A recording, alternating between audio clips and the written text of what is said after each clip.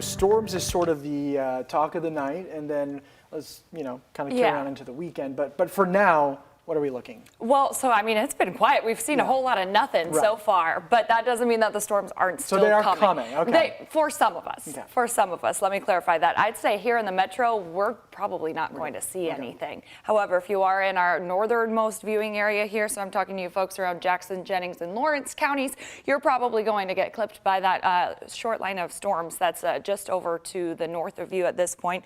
And then if you're off to the south, meanwhile, Hardinsburg, Litchfield, you're probably starting to see some lighter rain showers, but notice on this loop it has lost quite a bit of strength as it continues to work its way very slowly but surely off to the east. Finally, in our neck of the woods around Hardinsburg, down to Caneyville and to Litchfield, but again moving very slowly and continuing to lose strength as it works its way through the area. So here we are right around midnight or so, and it continues to really only clip folks from Hardinsburg over to Bardstown, stretching on down to the south, and then you notice that line that's likely to just break apart if you are in our southern Indiana counties here from Seymour over to North Vernon. So as we wake up tomorrow morning, I do think we're going to be dry. It's just going to be rather cloudy outside, but don't worry, those clouds going to give way to sunshine gradually as we head into the afternoon. So temperatures for us are going to rebound close to where they were today. I have us at a high of 89 degrees. We made it to 87 earlier today, so that's right around where we typically are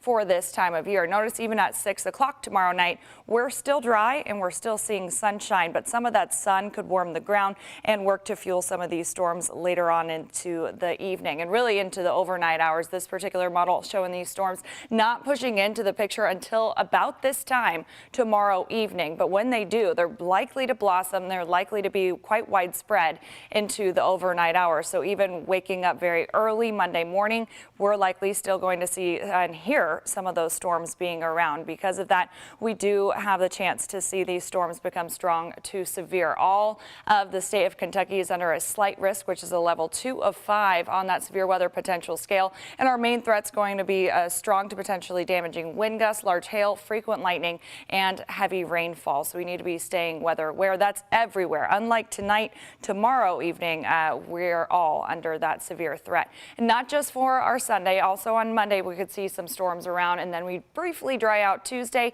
and start an active pattern yet again by the middle part of our week. So temperatures outside right now, we're holding on to the lower 80s, still a bit humid though, so your heat index around 85 as we fall to the middle 70s tonight, maybe a couple of 60s if you're waking up in southern Indiana, but everybody's rebounding back to seasonal temperatures as we head into the afternoon. We keep some of those storm chances around for the beginning of our work week. Take a look at the temperatures. We do have that cold front coming through. That's why we'll see some storms tomorrow.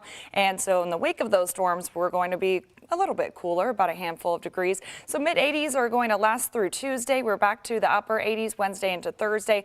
And beyond Wednesday, we're going to have a daily chance for showers and storms. Connor?